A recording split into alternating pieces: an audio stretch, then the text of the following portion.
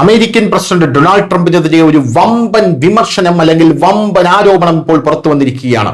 Epstein files എല്ലാം കൊടുമ്പിരി കൊണ്ട് നിൽക്കുന്ന ഈ ഒരു സാഹചര്യത്തിൽ ഈ ആരോപണത്തിന് വലിയ മാനങ്ങളുണ്ട് എന്നുള്ളതാണ് പ്രധാനപ്പെട്ട കാര്യം. ഡൊണാൾഡ് ട്രംപ് ഒരു പിഡോഫൈലാണ്, അല്ലെങ്കിൽ കുട്ടികളിൽ രതിവൈകൃതം കണ്ടെത്തുന്നയാളാണ്.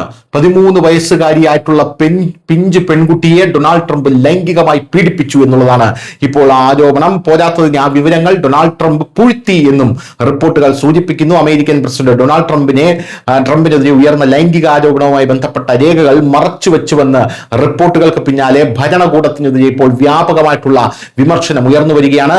ലൈംഗിക കുറ്റവാളിയായിട്ടുള്ള ജെഫ്രി എപ്സ്റ്റീന്റെ ലൈംഗികാതിക്രമത്തിനും ട്രംപിന്റെ ലൈംഗികാതിക്രമത്തിന് ഇരയായതുമായ സൗത്ത് കരോലിനയിലെ ഒരു യുവതിയുമായി federal bureau of investigation FBI നടത്തിയ ആ അഭിമുഖങ്ങളുടെ വിവരങ്ങൾ അമേരിക്കൻ നീതിന്യായ വകുപ്പ് പുറത്തുവിട്ടിട്ടില്ലെന്നാണ് ചില മാധ്യമങ്ങൾ ഇപ്പോൾ റിപ്പോർട്ട് ചെയ്തുകൊണ്ടിരിക്കുന്നത്.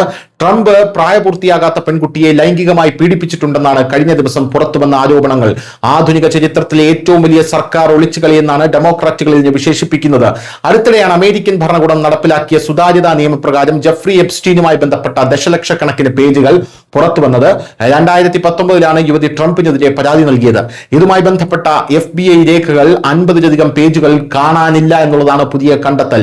എപ്സ്റ്റീന്റെ പെൺവാണിഭ സംഘത്തെക്കുറിച്ചുള്ള അന്വേഷണ രേഖകളിലെ ഇൻഡെക്സുകളും സീരിയൽ നമ്പറുകളും പരിശോധിച്ചതിൽ നിന്നുമാണ് നിർണായക വിവരങ്ങൾ ഇപ്പോൾ പുറത്തു വന്നിരിക്കുന്നത്.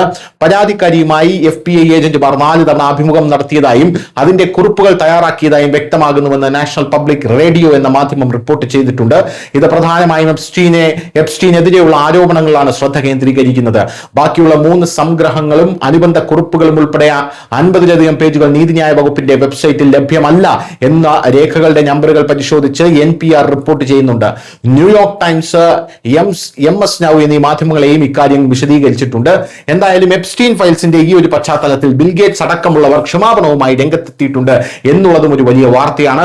എപ്സ്റ്റീൻ ഫയൽസിൽ പേര് പരാമർശിക്കപ്പെടുന്ന ബിൽഗേറ്റ്സ് ആ സ്ത്രീകളുമായി എനിക്ക് ബന്ധമുണ്ടായിരുന്നെന്നും 2 റഷ്യൻ യുവതികളുമായിട്ടാണ് എനിക്ക് ബന്ധമുണ്ടായിരുന്നതെന്നും അതിൽ ഞാനിപ്പോൾ ഖേദിക്കുന്നുവെന്നുമാണ് പറഞ്ഞിരിക്കുന്നത്. അതായത് എപ്സ്റ്റീൻ ഫയൽസിൽ പറയുന്ന ബിൽഗേറ്റ്സിന്റെ ഈ ഒരു ലൈംഗിക വൈകൃതം സത്യമാണ് എന്ന് നമുക്ക് അപ്പോൾ പറയേണ്ടി വരും. നേരത്തെ AI ഉച്ചകോടി അടക്കം ഇന്ത്യയിൽ നടക്കുന്ന സാഹചര്യത്തിൽ ബിൽഗേറ്റ്സ് വരില്ല എന്ന് പറഞ്ഞതിന്റെ പ്രധാനപ്പെട്ട കാരണം എപ്സ്റ്റീൻ ഫയൽസുമായി ബന്ധപ്പെട്ട ബിൽഗേറ്റ്സിന്റെ പേര് ഇപ്പോൾ കളങ്കിതമായി നിൽക്കുന്നത് കൊണ്ടാണ് എന്നുള്ളതാണ് മറ്റൊരു പ്രധാനപ്പെട്ട കാര്യം. അതിനൊടുവിലാണ് ഇപ്പോൾ ബിൽഗേറ്റ്സ് കുറ്റസമ്മതവുമായി രംഗത്തെത്തിയത്. അതിനുശേഷമാണ് ഇപ്പോൾ അമേരിക്കൻ പ്രസിഡന്റ് ഡൊണാൾഡ് ട്രംപ് പീഡിപ്പിച്ച 13-കാരിയുടെ ഫയലുകൾ പൂഴ്ത്തി എന്നുള്ള വലിയ വ്യാപക വിമർശനം അമേരിക്കൻ ഗവൺമെന്റിന് നേരെ ഉയരുന്നത്. News desk, news India Malayalam.